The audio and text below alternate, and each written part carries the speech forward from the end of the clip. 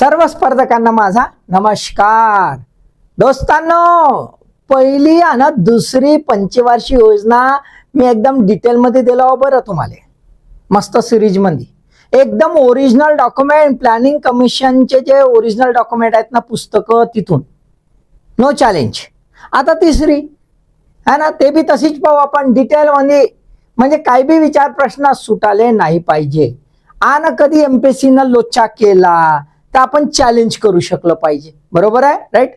तर आजच्या व्हिडिओमध्ये आपण तिसऱ्या पंचवार्षिक योजनेच्या वेळात प्लॅनिंग कमिशन म्हणजे योजना आयोगामध्ये कोण कोण होते ते पाहून घेऊ, आणि योजना आयोगाची टाइमलाईन पण पाहून घेऊ की कसं कसा हा प्लॅन अप्रूव्ड करण्यात आला शेवटपर्यंत. सोबतच हा प्लॅन जो बनवला आहे, हा प्लॅन कोणत्या इकॉनॉमिक मॉडेलवर बनवला ते पण पाहून घेऊ, आणि याची उद्दिष्ट समजून घेऊया. क्लिअर? चलायचं मग. चला, पहिल्यांदा तर आपण बघूया की बाबा हा प्लॅन जो आहे त्याचा मॉडेल कोणता, या योजनेचं प्रतिमान कोणतं. तर पहिल्या योजनेचं प्रतिमान आपल्याला माहित आहे हॅरोल्ड डॉमर. दुसऱ्या योजनेचं माहित आहे नेहरू महालनोबिस, है ना. आणि तिसऱ्या योजनेचा आता कोणता आहे तर आपल्याला दिसतंय जॉन सँडी. काय दिसतंय? जॉन सँडी सुकुमार चक्रवर्ती मॉडेल. हा जो जॉन सँडी सुकुमार चक्रवर्ती मॉडेल आहे, हा जो आहे याचा बेसच महालनोबिस मॉडेलवर आधारित आहे. म्हणजे सेकंड 5 इयर प्लॅनचा जो मॉडेल आहे त्याच्यावर आधारित आहे, पण हा मॉडिफाईड आहे. हा मॉडिफाईड आहे. कोणी तयार केला तर सुकुमार चक्रवर्ती, जे इंटरनॅशनली रिनाऊड इंडियन इकॉनॉमिस्ट होते, त्यांनी केलाय. काय झालं, नेहरूंनी दुसरा प्लॅन गुगली पडली थोडीशी. पहिल्या प्लॅनले 6.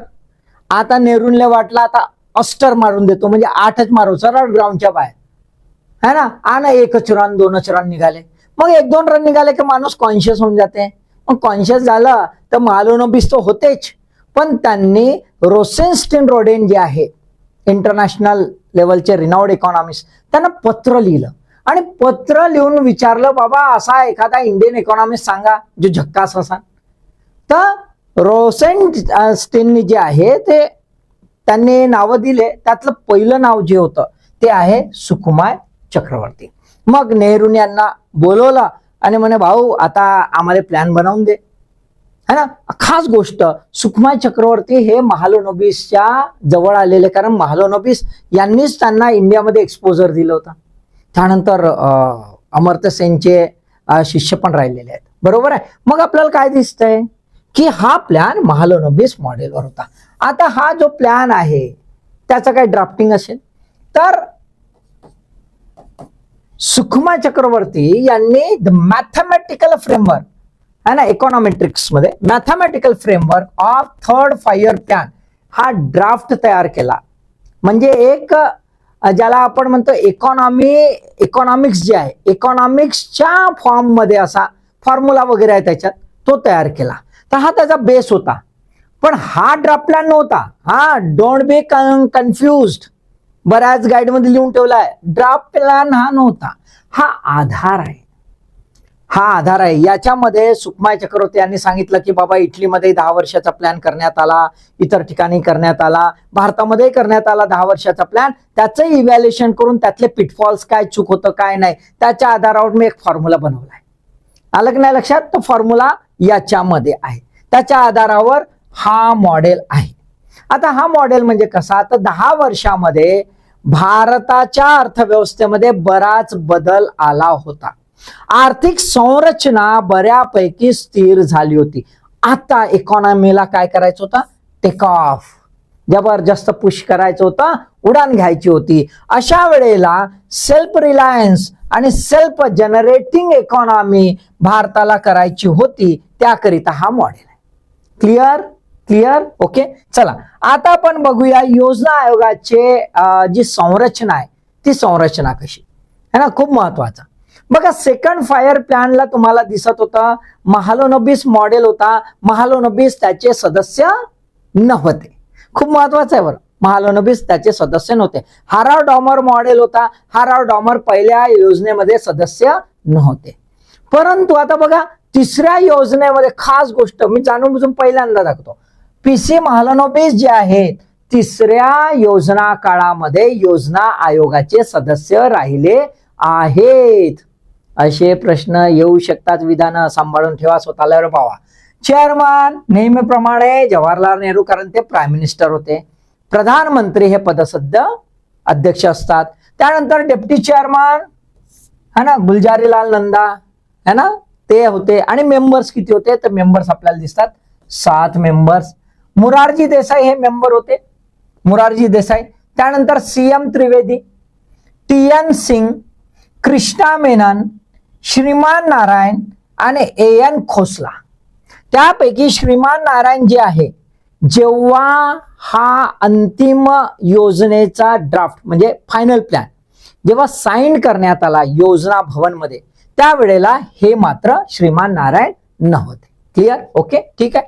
त्यानंतर याचे सेक्रेटरी कोण होते तर विष्णू सहाय ICS ऑफिसर होते. आणि ऍडिशनल सेक्रेटरी तारलोक सिंग. तारलोक सिंगला लेजेंडरी ऑफिसर मानलं जात होतं आणि प्लॅनिंग कमिशनच्या याच्यामध्ये त्यांचा एकदम सिंहाचा वाटा होता. क्लिअर? आलं लक्षात? मेंबर्स लक्षात आले? आता आपण टाइमलाईन पाहून घेऊया. जुलै 1960 आउटलाईन ड्राफ्ट आउटलाईन पब्लिकेशन करण्यात आला जे सुकुमार चक्रवर्ती यांनी लिहिलं होतं. 22 August 1960 general approval to draft outline by parliament. Parliament general है ना अप्रुव्हल दिलं कुणाला ड्राफ्ट प्लॅनला ड्राफ्ट आउटलाईनला. ठीक आहे. त्यानंतर जानेवारी 1961 NDCने रिकमेंडेशन्स केले. त्याच्यानंतर 31 मे टू 1 जून 1961 NDCने कन्सिडरेशन आणि अप्रुव्हल दिलं. NDCचं अप्रुव्हल मिळालं. त्याच्यानंतर 3 ऑगस्ट 1961 मध्ये फायनल जो प्लॅन आहे तो साईन करण्यात आला योजना भवन इथे. आणि त्याच्यानंतर पार्लमेंटमध्ये 7 ऑगस्ट 1961 ला हा सादर करण्यात आला. आलं लक्षात? त्याच्या अप्रुव्हल नंतर तो इम्प्लिमेंट करण्यात आला. क्लिअर? ओके. आता आपण उद्दिष्ट बघूया. उद्दिष्ट किती दिसत आहेत?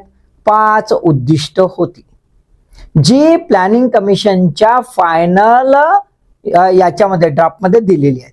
पहिला आहे राष्ट्रीय उत्पन्न वृद्धी दर 5% पेक्षा अधिक असा शब्द तिथे वापरलाय.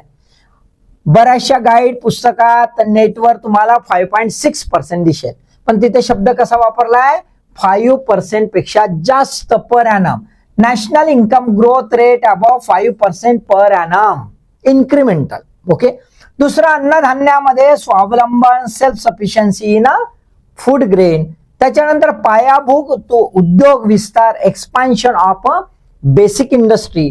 त्यानंतर रोजगार संध्यांमध्ये वृद्धी expansion in the employment opportunities. आणि आर्थिक विषमता कमी करणे decreasing the economic inequality. Okay. आता बघा तुम्ही याच्याकडे थोडंसं लक्ष द्या तर तुम्हाला असं दिसेल की एक अराउंड 25% पेक्षा अधिक इकॉनॉमिक ग्रोथ व्हायला पाहिजे हा एक जो आहे प्लॅन ठेवण्यात आला होता. आता फर्स्ट फायर प्लॅन मध्ये अचिव्हमेंट एक्सिड झालं. सेकंड फायर प्लॅनला गडबड झाली त्यामुळे आता बॅलन्स करणं आवश्यक होतं. बरोबर आहे. तर त्यामुळे हा बॅलन्सिंग ऍक्ट घेण्यात आला. सोबत फर्स्ट फायर प्लॅन हा कशावर भर देणारा होता? कशावर? यस, अन्नधान्यावर, food grain production.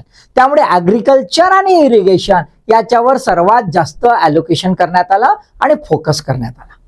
Second fire प्लॅनला असं वाटलं की बाबा आता बढिया झालं, ऍग्रिकल्चर प्रोडक्शन झालं, टेन्शन नाही. आणि म्हणून सेकंड फायर प्लॅनला जास्तीत जास्त फोकस कशावर करण्यात आला? अवजड उद्योग है ना, हेवी अँड बेसिक इंडस्ट्रीज याच्यावर फोकस केला. याच्यावर फोकस केल्यावर फूड ग्रेन प्रोडक्शन डगमगलं. खर फूड ग्रेन प्रोडक्शन जे आहे ग्रेन जे आहे डगमगलं त्याचे कारण मान्सूनचं पण होतं. 2 वेळा मान्सूनने फटका दिला. त्यामुळे प्लॅनिंगची मध्ये गडबड झाली का हे निश्चित सांगता येणार नाही. पण सेकंड 5 इयर प्लॅनच्या इव्हॅल्युएशन मध्ये असं लक्षात आलं प्लॅनर्सला की बाबा काहीतरी लोचा झाला, आपण याला प्रायोरिटी दिली पाहिजे. आणि म्हणून third 5 year plan was considered as a synthetic plan. It was a synthesis of first 5 year plan objectives and second 5 year plan objectives. म्हणून बघा, अन्नधान्य स्वावलंबन आणि पायाभूत उद्योग विस्तार याची जोड दिसते. या दोघांनाही प्रामुख्याने फोकस केलं. या दोघांनाही दिसतंय तुम्हाला लक्षात आलं. आता लक्षात घ्या अजून की फूड ग्रेन प्रोडक्शन जेव्हा सेकंड 5 इयर प्लॅन मध्ये सेकंडरी स्टॅटस देण्यात आलं होतं, म्हणजे फोकस मध्ये नव्हता. आणि असं लक्षात आलं की उद्योगाला अन्नधान्य अत्यंत महत्वाचं आहे. Food grain is supporting as a resource to the industrial development. Also it can be helpful for the export. आणि म्हणून अन्नधान्यामध्ये सेल्फ सफिशियन्सीच्या सोबतच थर्ड 5 इयर प्लॅनला कशासाठी फोकस करण्यात आला, अशा प्रकारचं फूड ग्रेन प्रोडक्शन करायचं जे इंडस्ट्री आणि एक्सपोर्टसाठी सुद्धा सफिशियंट राहील, जेणेकरून उद्योगांची भरभराट होईल. मग आता आपल्याला दिसतं पायाभूत उद्योगाचा विस्तार. सेकंड 5 इयर प्लॅनचे बरेचसे प्रोजेक्ट हे प्रलंबित होते, कारण की खूप मोठा बजेट होता, खूप मोठा ज्याला म्हणतो प्लॅन आउटले होता. आता ते जे आहेत अवजड उद्योग ही लगेच बनत नाही, त्याला जेस्टेशन पिरियड जबरदस्त असतं है ना, गॅप जबरदस्त असते त्याची तयार होण्याला आणि कमिशन होण्याला. आणि म्हणून जे सेकंड 5 इयर प्लॅनला काही प्रोजेक्ट घेतले होते ते पूर्णतः कंप्लीट झाले नव्हते. आता त्यांना कंप्लीट करणे, त्याच्यामध्ये पुन्हा विस्तार करणे आवश्यक होतं. आणि म्हणून आपल्याला इथे विस्तारावर फोकस केलेला दिसतो. पण विस्ताराला फोकस करताना त्यांनी रूरल इकॉनॉमी जी आहे है ना, ग्रामीण अर्थव्यवस्था ही केवळ फूड ग्रेन प्रोडक्शनवर निर्भर राहू नये, तर रूरल इकॉनॉमीचं डायव्हर्सिफिकेशन व्हावं आणि नॉन ॲग्रिकल्चर सेक्टरमध्ये एम्प्लॉयमेंट अपॉर्च्युनिटी जनरेट व्हाव्या. म्हणून ह्या उद्योगामध्ये रूरल इंडस्ट्रीला सुद्धा भर देण्यात आला होता, particularly cottage and small scale industries. Cottage and small scale industries हे कशासाठी, so that the employment opportunities in the rural areas can be expand, can be diversified. लक्षात. आणि म्हणून ह्या दोघांचं समेशन म्हणजे खाली दिसते रोजगार संध्यांमध्ये वृद्धी. आता रोजगार संध्यांमध्ये जी वृद्धी होती जी फर्स्ट 5 इयर प्लॅनला बघितलं तर फार कमी झाली, सेकंड 5 इयर प्लॅनला बरीचशी एक्सपांड झाली. परंतु जे एक्सपान्शन होतं ते टार्गेट पर्यंत पोहोचू शकलं नाही, त्यामुळे बरीचशी गॅप राहिली. ती गॅप राहू नये म्हणून याच्यामध्ये एक स्पेशल फॉर्म फोकस करण्यात आला, तो म्हणजे या दोघांचं सिंथेसिस त्याच्यामध्ये करण्यात आला. बरोबर आहे, राईट. आता रोजगारांच्या संध्या केवळ उपलब्ध केल्या तर भागणार नाही, तर रोजगारांच्या संध्यांमध्ये समानता असली पाहिजे, इक्वॅलिटी ऑफ अपॉर्च्युनिटी. अपॉर्च्युनिटीची इक्वॅलिटी जर असेल, समानता जर संध्यांची असेल, तर मग मात्र आपल्याला काय दिसेल, लोकांचं पर कॅपिटा इन्कम वाढेल, लोकांची पर्चेसिंग कॅपॅसिटी वाढेल आणि त्यातूनच लोकांचं जीवनमान हे होईल, उंचावेल. बरोबर आहे. आता लोकांचं जीवनमान उंचवायचं आहे म्हणजेच काय, तर त्यांच्यातला आर्थिक विषमता दूर करायची आहे. म्हणजे कसं, ते इकॉनॉमिक जे डिस्ट्रीब्युशन आहे ना, अर्थव्यवस्थेचे वितरण ते कसं समसमान होईल याच्यावर फोकस करायचा. तर ते कसं होईल, इक्वॅलिटी ऑफ अपॉर्च्युनिटीज. बरोबर आहे. मग आता इक्वॅलिटी ऑफ अपॉर्च्युनिटीज आपोआप येतील का, नाही. आणि म्हणून त्याकरिता सोशल सर्व्हिसेस मध्ये याच्यावर फोकस करण्यात आला, particularly education, health, family planning. Education दोन प्रकारचं, बेसिक एज्युकेशन, प्रायमरी एज्युकेशन आणि टेक्निकल एज्युकेशन.